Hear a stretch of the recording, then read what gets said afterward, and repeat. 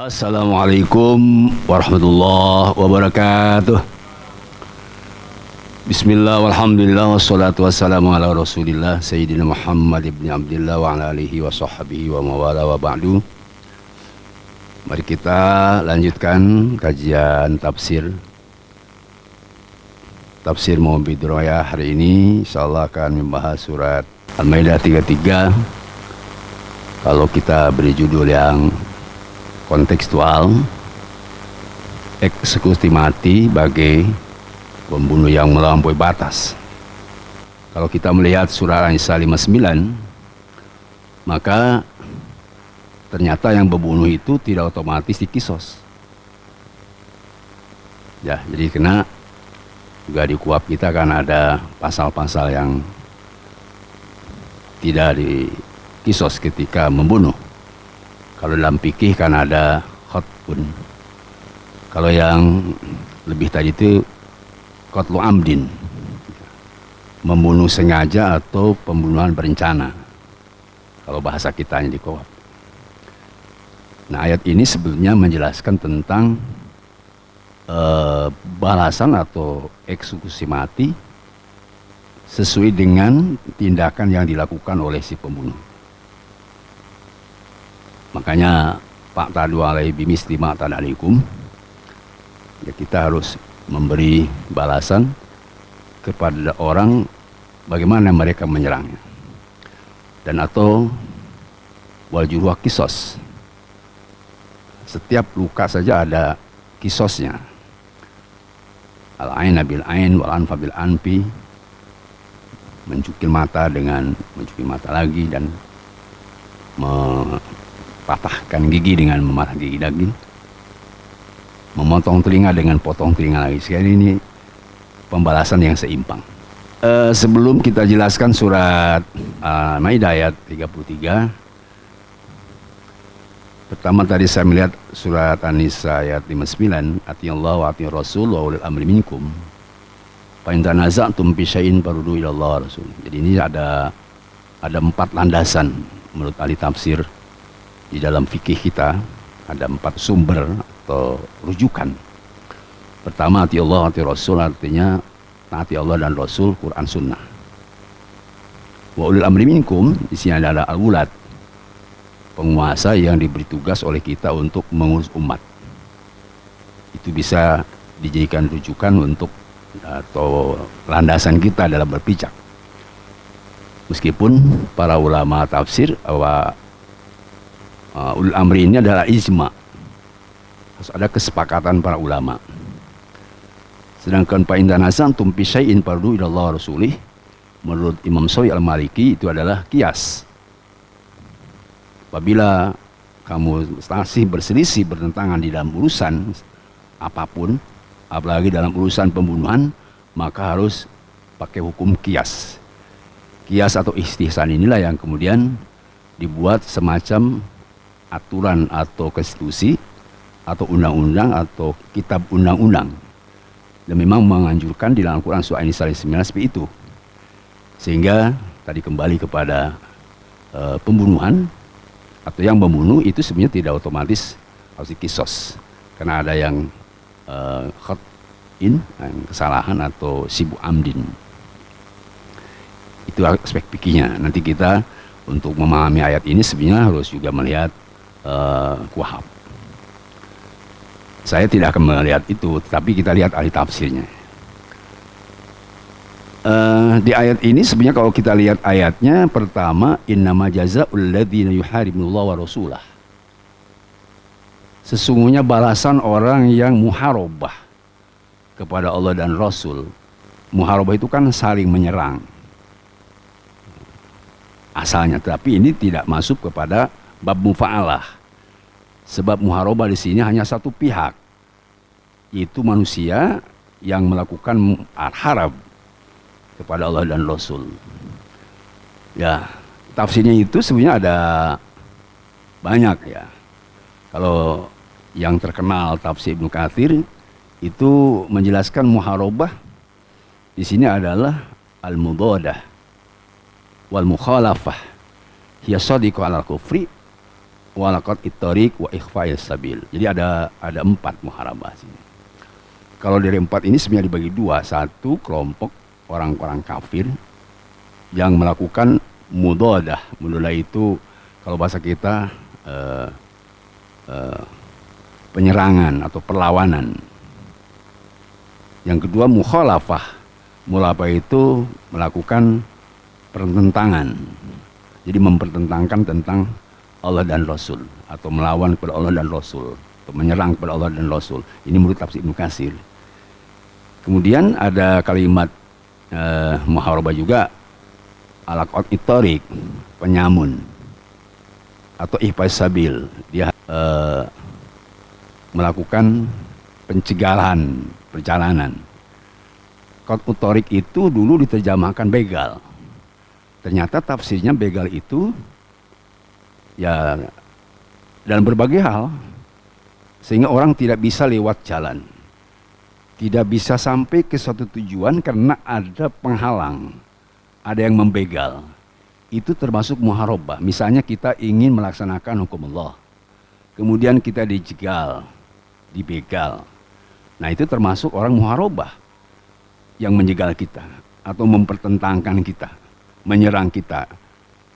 Kemudian qat ittariq dan ihfaz sabil ini juga kalau kita lihat sekarang bisa ada dari kelompok orang kafir itu disebut ada komunisme, ya, komunisme atau sekulerisme. Barat Timur ini masuk kepada kalimat mudadah dan mukhalafah. Nah berbeda nanti kalau diartikan misalnya dari qat uttariq atau ihfaz sabil, ini juga bisa ada 2. Pertama, ijtinab aniddin. Dia menjauhkan dari Islam. Sengaja dia membuat aturan supaya muslim jauh dari Islam. Ini mungkin kalau kita kenal misalnya liberal, ya. Atau at-tarku aniddin. At-tarku aniddin supaya umat meninggalkan agama atau tidak beragama. Ini disebut komunis.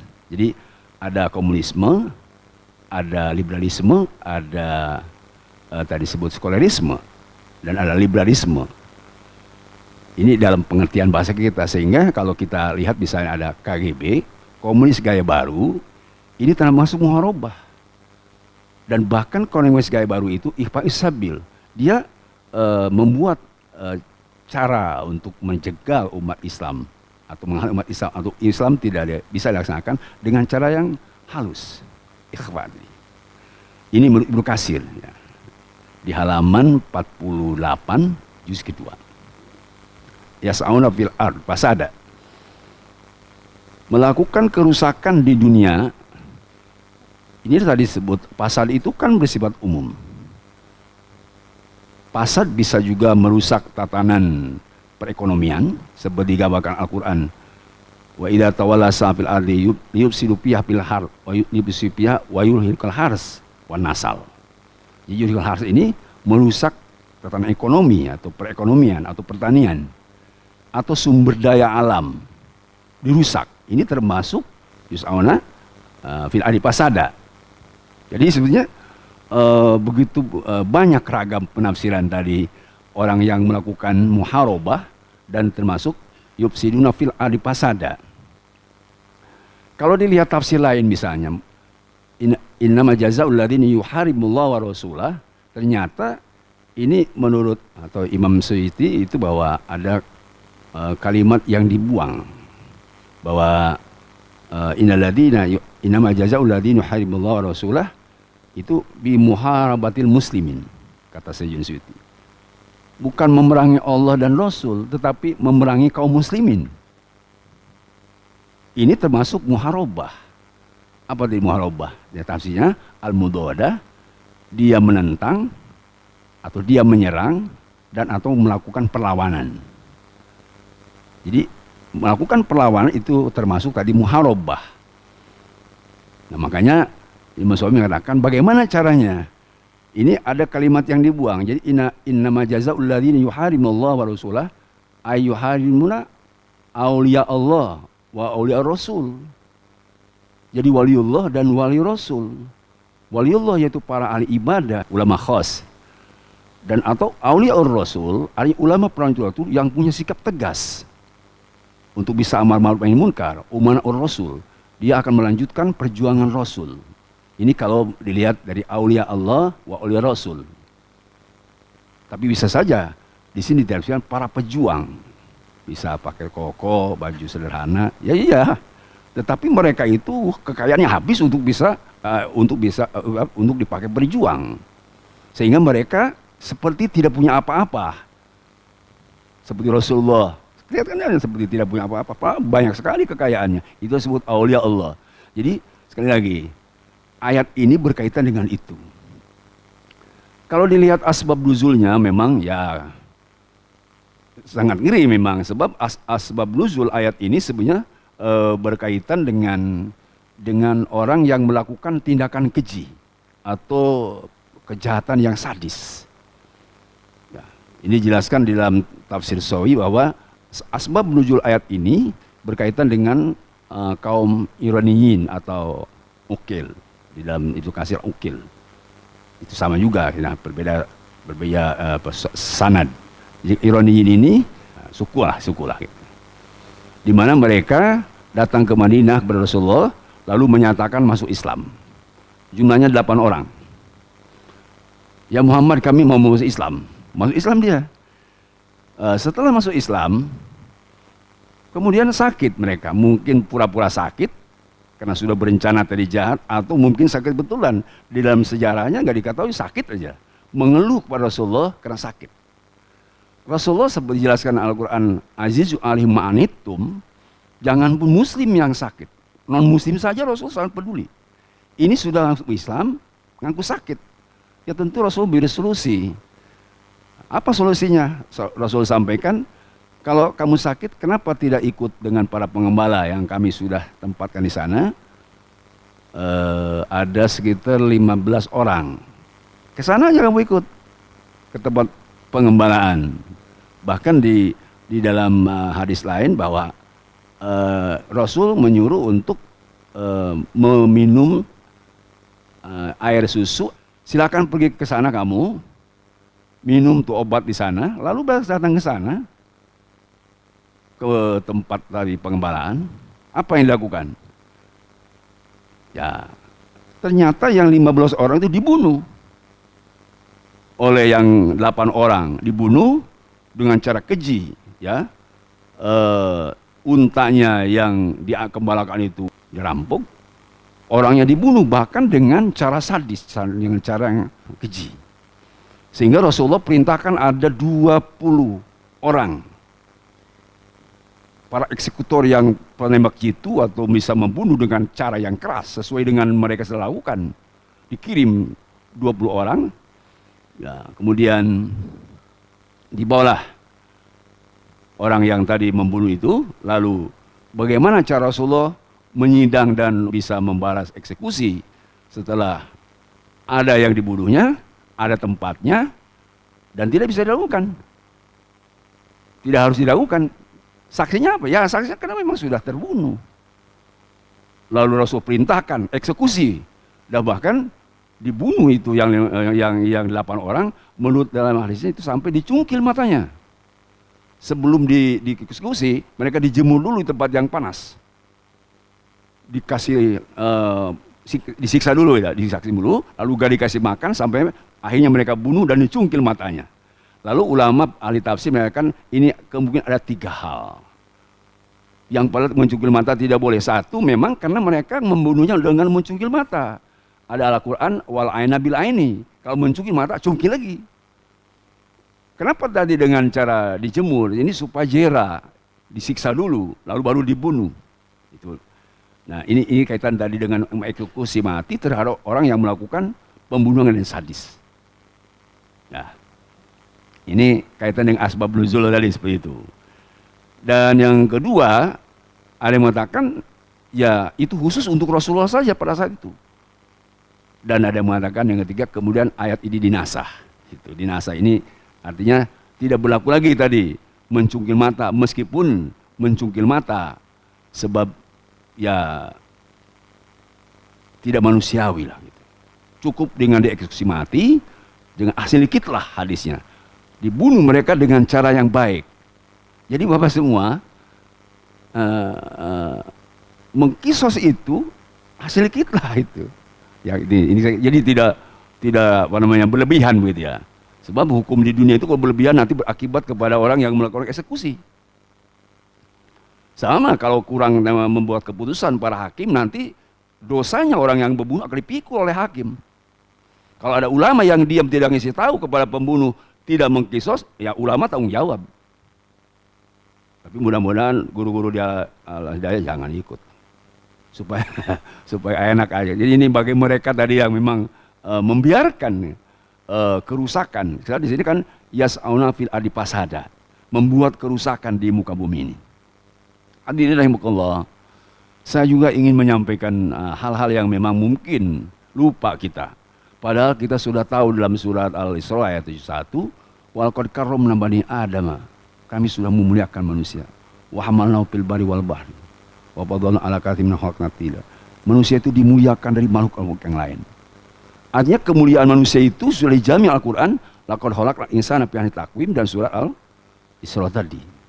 Tetapi nampaknya sekarang ini, tahu kenapa dari mana mulainya, kok begitu murah jiwa manusia ini. Ya tidak boleh banyak terlalu ketakutan sih, tapi ya diperingatkan saja. Berapa ratus ketika 2019 yang mati di tugas ketika menjadi saksi atau pemilu, Bapak mungkin sudah tahu, dan apa sudah diproses. Berapa yang mengantar habaib atau habib, berapa laskar yang dibunuh oleh mereka, apakah sudah diproses dengan baik? Kanjuran misalnya, yang disaksikan adalah disemprot gas air mata, apakah sudah dilakukan? Ini saya jangan-jangan nanti mereka nggak pada mau main bola takut disemprot gas mata. Jadi sepi nanti lapangan. Maaf ya.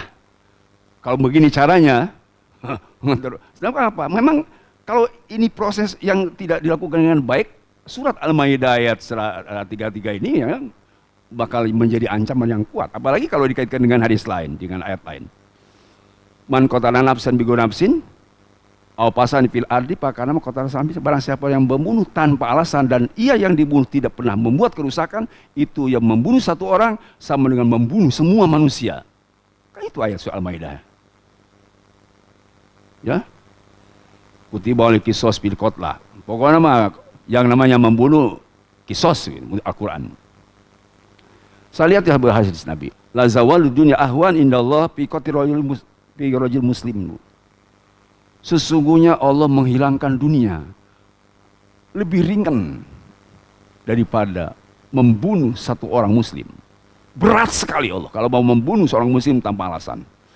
Memang ada sunatilah orang mati, orang wafat. Tetapi seandainya wafat itu ada usaha-usaha manusia yang tidak diizinkan oleh Allah, itu digambarkan seperti Allah berat sekali melihat tindakan seperti itu, dan berat sekali dosanya kalau ada seorang muslim atau seorang manusia yang terbunuh. Sungguh sabda Nabi, hilangnya dunianya, dihilangkan dunia oleh Allah lebih ringan dibandingkan kalau Allah mau menghilangkan seorang nyawa manusia. Itu hadis riwayat An-Nasai. Luar biasa itu. Bahkan ada hadis lagi, Mbak. Law an ala samawati wal ard ijtama'u ala qatli muslimin lakaballahu jami'a ala wajhihim finnar. Seandainya manusia sedunia kumpul semua untuk membunuh seorang manusia, kumpul membunuh seorang manusia muslim, Allah akan campakkan dia wajahnya ke dalam api neraka dengan seluruh yang tadi membunuh seorang. Kalau sekarang ada 7 miliar manusia, 7 miliar membunuh seorang, itu yang 7 miliar semuanya dicemplungkan dalam api neraka dengan cara keji. Ini riwayat Imam Tabrani hadis ini. Bahkan coba ya, ini korelasi tadi dengan ayat ini. Yajiul qatil wal maqtul yaumil qiyamah muta'allaqun bi ra'si sahibi. Nanti di hari kiamat, orang yang membunuh dengan si korban akan bersama-sama datang. Ada yang mengatakan si pembunuh itu menenteng kepalanya si korban, ada datangnya itu si pembunuh dengan korban, dan kepalanya si korban itu ditengtek oleh malaikat. Mutal birosi. Dalam ayat lain, yaji mutal bil qatil. Ya, tashabu adajuhu daman. Tapi dalam ayat lain, yang membawanya itu adalah si pembunuhnya. Diteng-teng itu orang yang si korbannya itu, diteng-teng itu oleh oleh siapa? Oleh si pembunuhnya. Sampai dia katakan, Robbi sal hada. Ya Rob, tanyakan coba sama orang ini, kenapa aku dibunuh? Apa dosaku? Kalau kita lihat Aidam bin Kutilat itu kan bagi orang yang aborsi atau membunuh anak tanpa dosa, hukumannya beda. Membunuh anak secara biologis dengan membunuh anak santri beda. Atau ada majikan membunuh pembantu, itu beda Pak dengan anak biologis. Bapak ingat, kalau seorang bapak membunuh anak tanpa kisos hukumnya. Tetapi kalau membunuh anak buah, itu beda Pak. Apalagi jenderal membunuh kopral, itu sudah keterlaluan, itu sadis Pak. Jadi makanya hukumannya tiada lain kecuali eksekusi mati. Apapun alasannya dan apapun motifnya, tidak ada alasan. Sebab memang cukup berbahaya kalau tidak dihukum mati. Apalagi saya lihat hadis Nabi, man qatala mu'minan faqtar bi qatlih lam yaqbillahu minhu sarfan wala adlan. Ini kaitan dengan orang muslim. Tapi kan yang namanya pembunuhan itu tidak hanya terhadap orang muslim. Seperti Nabi mengeksekusi itu tidak hanya kepada orang muslim. Siapa saja bisa eksekusi. Dan Nabi memenangkan dalam pertarungan persidangan tidak hanya kepada muslim. Yahudi dimenangkan oleh Nabi. Ya kan? Di surat apa itu? Surat An-Nisa ayat 60. Ya, nanti coba lihat tuh. Itu contoh saya bahwa barang siapa orang yang membunuh mukmin atau muslim, lalu dia riang senang gembira, tertawa dan senyum. Sudah nggak bunuh dia senyum, tidak akan diterima oleh Allah taubatnya dan amalnya, dan tidak akan diterima tebusannya. Masya Allah, amalnya tidak diterima oleh Allah, taubatnya tidak diterima. Kalau setelah membunuh tertawa dia. Senyum dia, tidak menyesal, malah membuat alasan macam-macam. Nah misalnya memfitnah, itu sudah lain lagi. Kalau memfitnah kepada mayit, itu dosanya adzabul harik. Adzabul harik tadi siksa yang bisa membakar seluruh badannya di akhirat kelak. Yang nanya memfitnah Pak, jangan pun sama yang mati, yang hidup aja tidak boleh. Itu pada yang hidup bisa melawan Pak, tidak boleh. Saya difitnah, saya melawan. Ini orang mati difitnah, nggak boleh, siapapun. Makanya adzabul harik, kejam sekali Allah akan menyiksanya kelak di akhirat Pak. Ya, makanya muncullah sebuah hadis, la dororo wala diror, kan kita hadis yang paling pendek gitu Pak. La dororo wala diror. Apa ini la dororo wala diror? Kita tidak boleh atau haram hukumnya melakukan sesuatu yang membahayakan diri kita sendiri atau melakukan sesuatu yang membahayakan orang lain. Pendek itu hadisnya. La dororo, kamu tidak boleh berbuat sesuatu yang diri kamu hancur, rugi, rusak, dan tidak boleh membuat sesuatu yang orang lain hancur atau orang lain rusak. So, kalau ya tidak disebut muslim sejati kalau dia muslim. Ada yang coba kita camkan nih sebelum tadi ayat berikutnya, eksekusi tentang itu. Man an aswa minkum aminan PCB, sorry. Barang siapa orang yang di waktu pagi dia aman hidupnya, mu'afan fi jasadi, sehat badannya, wa idakuti wa idakut yaumi, dan masih ada sisa makanan cukup satu hari, itu sama dengan makan hizat lahu dunia bihazafiriha, sama dengan sudah Allah berikan dunia bersama isinya. Itu asma minkum aminan, itu jaminan manusia dimanapun harus aman. Tiap hari harus merasa aman, damai, sentosa dan keselamatan. Ya, siapa? Kita apalagi pas orang muslim, la yuhillu li muslimin ayurawi'a musliman. Tidak boleh seorang muslim menakut-nakuti muslim yang lain. Menakut-nakuti saja tidak boleh. Saya bunuh kamu, nggak boleh. Itu aja ngomong itu nggak boleh. Awas kamu ya. Kalau kamu macam-macam, Kalau tempeleng masih mending, Pak. Kalau kalimat kata-kata pembunuh itu tidak boleh. Seorang muslim tuh. Manusia, ya pada umumnya juga sama. Karena hukum yang dibawakan dalam keselamatan kedamaian itu tidak hanya berlaku bagi umat muslim. Ini mah teksnya memang orang muslim kalau berbuat. Bagaimana orang lain sama juga. Tetap keamanan itu harus dijamin. Apalagi kita misalnya melihat beberapa pendapat para ahli tafsir. Saya melihat ada seorang doktor Namir Muhammad bin Hamdani, dia katakan begini dalam kitabnya Al-Wilayati Surtoh fil Islam. Surtoh itu polisi kalau sekarang, Pak. Polisi itu di zaman Rasul sudah ada. Jadi polisi itu sudah dibentuk zaman Khalifah. Sejak Rasul, malah kalau saya lihat ada satu hadis, Inna Qais bin Sa'ad kana yakunu baina yadir Nabi sallallahu alaihi wasallam bima sahibi surut. Jadi biman jadi sahibi surut bin Amr itu adalah Qais bin Sa'ad ketika berhadapan Rasulullah, ketika duduk dengan Rasulullah itu seperti duduknya seorang ajudan kepada komandan dan melaksanakan apa yang tugas Rasulullah. Kalimat tetap siap. Nah, itulah dulu sahabat. Jadi sahabat itu kalau di depan Rasulullah duduk, apa yang disampaikan Rasul kemudian didengar dan samina wa ta'na. Jadi hadis ini menunjukkan bahwa di zaman Rasul juga sudah ada seperti disiplin dalam tugas dari seorang pimpinan. Dulu tugas dari Rasulullah samina wa ta'na. Bahasa sekarang siap. Jadi bahasa siap itu bahasa Quran. Itu ya. Kalau samina wa ta'na beda lagi. Apa yang katakan kata Dr. Namir bin Hamdan ini? Ada beberapa tujuan dibentuknya oleh Khalifah tentang polisi ini. Saya tulis di sini ada 4. Pertama untuk menjaga keamanan. Nah, kedua untuk melindungi rakyat. Jadi keamanan itu, Pak, dengan melindungi beda. Kalau amanah itu lebih dulu, secara umum aman. Melindungi artinya kalau sudah terjadi sesuatu yang berbahaya, dilindungi rakyat seperti itu. Itu sama polisi. Sejak dulu tuh zaman Khalifah. Kemudian yang ketiga, dia wajib menangkap pelaku kejahatan. Si polisi itu. Saya istilahkan 5M. Madon, madat, maling, mateni, main. Jadi polisi harus menangkap satu pertama yang main. Main itu ya judi. Kemudian madon. Kalau orang yang pelacur, orang yang hidup tidak jelas, misalnya ada perempuan tidak jelas di remang-remang, nah, itu ditangkap sama polisi.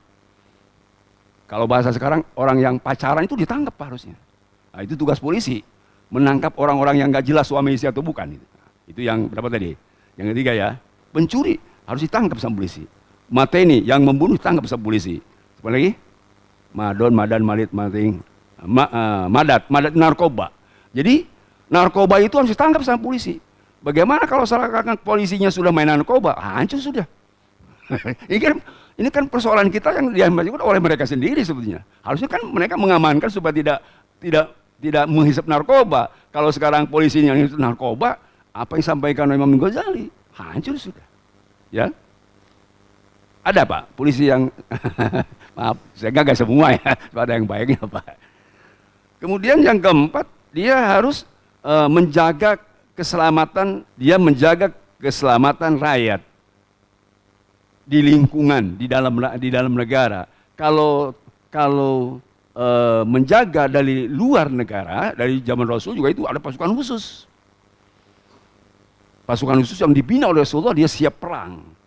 Tetapi di dalam tafsirnya, karena memang sama tadi untuk memberi keamanan, ada seorang Dr. Abdul Qadir Azhalun namanya.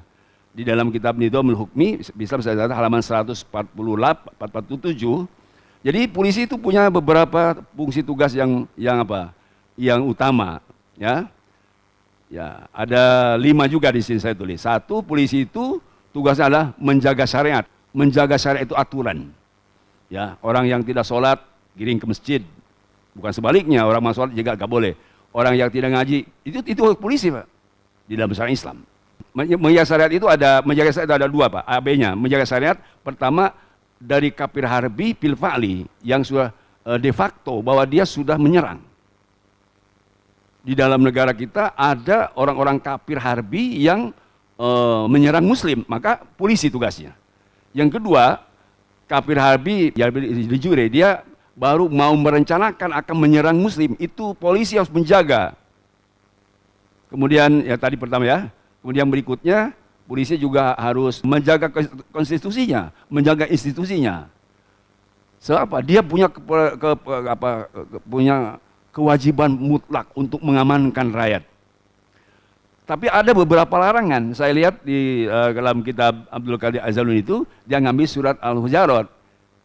Ijtani buka silmil doni, inabal ismun walata jasasu walai kita. Dia bilang begini, polisi itu juga sama. Pertama, polisi ya tidak boleh memata-matai rakyat. Memata-matai rakyat itu atau tajassus ya. Sehingga ya kalau mematai rakyat misalnya tidak boleh ada penyadapan, tidak boleh meretas ponsel, email, telepon, tidak boleh. Ya. Kemudian juga tidak boleh melakukan hal sewenang-wenang. Jadi tajasus itu tadi seperti bin begitu Pak. Jadi dia punya ilmu yang khusus untuk tadi melihat di mana ada kejahatan, itu dia sudah harus tahu. Ya, itu tugas dari polisi yang tadi disebut oleh Dr. Abdul Qadir Az-Zalun. Nah, ada bagian lain untuk tadi supaya umat Islam ini bisa melaksanakan ibadah dengan baik yang dijaga oleh polisi, maka ada tindakan yang tidak sesuai dengan aturan, maka polisi harus bertindak dengan adil. Ada sebuah hadis Nabi Pak, yang ini sangat mengerikan memang. Sinfani min ahlin nar, ada dua kelompok diancam oleh api neraka. Satu, nisaun kasiyatun ariyatun mumilatun, ru'usalanu ka'asnimatil buhti, perempuan yang tidak pakai jilbab, tidak berjilbab, terus pakaiannya semi telanjang dan atau mungkin tidak rapi, ya. Ini diancam oleh api neraka. Yang kedua, kaumun mausiatun, satu institusi yang dia diberi wewenang untuk mengamankan rakyat, dia punya siat. Siat itu kadabil bakor, seperti begini Pak, dibawa oleh dia terus tidak lepas. Ya bisa pentungan, bisa pistol, bisa alat lain. Sebab tadi menurut Abdul Qadir Az-Zalun, polisi harus dibolehkan untuk memegang alat senjata. Ya, jadi dia harus apa? Harus jujur melakukan tugasnya itu. Sehingga yadribuna bihan nas, polisi yang punya wewenang tadi pentungan dipakai mukul orang yang tak bersalah, nah itu dia diancam api neraka. Atau polisi yang diberi pistol untuk menjaga orang bersalah malah orang benar ditembak, itu kena sanksi. Baik Bapak semua, apa hukumannya di sini di surat Al-Maidah? Ternyata hukumannya di sini dijelaskan yuktalu au yusallabu au tuqata aidihim warjulum min hilab au yunfan ard. Di sini tertartib Pak. Pertama, dia harus dibunuh. Kalau hanya sekedar membunuh orang yang tadi menentang Islam atau membuat kerusakan. Jadi dia membunuh, maka dibunuh lagi. Awisolabu itu dia membunuh dan melakukan tindakan kejahatan yang keras, yang keji. Maka dia harus disalib selain dibunuh. Menurut ulama boleh disalib setelah dibunuh sehingga berjatuhan tulang dan dagingnya, dan boleh dia matinya karena disalib. Kalau tadi melakukan tindakan jahat yang biadab. Jadi matinya itu tidak dieksekusi mati, tapi disalib lalu dia mati. Begitu. Ini menurut para ulama begitu. Dan yang ketiga, kalau memang dia hanya mencuri, tuqatta aidihim wa arjulum min hilab. Kalau orang itu hanya mencuri saja, maka dipotong tangannya dengan kaki dengan cara disilang. Tetapi kalau yang keempat, ikhfa'u tadi, ihfa'un nas, dia hanya menakut-nakuti atau karena melakukan tugas dari seseorang, maaf bahasanya kasar, ada pembunuh bayaran. Sebenarnya mengeksekusi itu tidak kena hukum Mbak. Kenapa? Karena dia dibayar, yang harus dihukum yang membayarnya. Kalau dia disuruh sama seorang, yang disuruh nggak harus dieksekusi, karena dia dapat suruhan. Ini disebut yunfauna fil ard. Dia cukup diasingkan, ditahan, dibui, di penjara, dan tidak harus dikisos. Ini menurut surah Al-Maidah ayat berarti 33. Jelas kan sekarang? Jadi kesimpulannya nanti bahwa kita harus melihat aspek lain memang dari eksekusi ini, tetapi kalau saya hanya melihat dari aspek tafsir, sehingga tadi sudah saya jelaskan, jadi ada tartib ya. Kalau membunuh, bunuh lagi. Kalau membunuh dengan membuat kerusakan, itu membunuhnya dengan disalib. Dan kalau dia tadi hanya mencuri, hanya dipotong tangan. Dan kalau dia diperintah oleh orang lain, dia tidak kena kisos. Yunfau minal ard, dia cukup dibui, ditahan, sebab dia tidak punya kesalahan. Apa kesalahannya dia? Apalagi tadi misalnya kopral disuruh jenderal, itu kan apa salahnya? Itu dalam hukum Islam tidak dikisos, Pak. Harus yunfau, cukup tadi dengan dipenjara. Ini mungkin kalau Bapak tahu ada pasal 340, pembunuhan berencana atau berencana untuk membunuh itu hukuman mati, dan atau pasal 38 dia disuruh atau karena tidak berencana untuk membunuh, kalau di dalam ilmu fikih namanya khata, atau tadi sibu amdin, ya dia membunuh tapi kan dia tidak berniat untuk membunuh, dan atau dalam bahasa halusnya dia hanya membunuh tapi tidak sengaja, tidak berencana. Ini memang sudah diatur di dalam fikih. Jadi kuhab yang ada sekarang itu sudah benar, tinggal dilaksanakan saja. Cuman siapa yang bisa melaksanakan itu? Ya tunggu saja oleh kita. Ya, siapa yang bisa melaksanakan? Sebab itu sudah sesuai aturan Al-Quran soal Al-Maidah ayat 33. Nah, jadi insya Allah yang lainnya mungkin nanti Bapak akan berangsur, guru-guru kita akan menyampaikan. Saya hanya sebatas ditugaskan untuk membaca tafsir. Itu pun yang semampu saya lah. Ya, terbatas sekali saya waktunya. Ya, semua ada masalah Pak ya. Mudah-mudahan kita semua dalam kajian ini Allah selalu memberkati kita. Ya, intinya kita ingin dapat pahala lah. Saya tugas menyampaikan karena disuruh Bapak ngaji tafsir, begitulah kira-kira Al-Quran tentang kejadian yang sekarang ini. Kalau kita menunggu tadi surah An-Nisa ayat yang 9, itu pakai kias saja nanti. Ya, kias itu artinya diserahkan kepada mereka, siapa saja yang salah harus ditindak dengan tegas. Tidak boleh kita membiarkan kesalahan. Ya, kalau salah dibiarkan jadi benar semua nanti. Malah dibalik nanti, yang benar jadi salah. Ya, kalau salah dibiarkan malah kita yang ngaji salah. Jadi kan darurat nanti.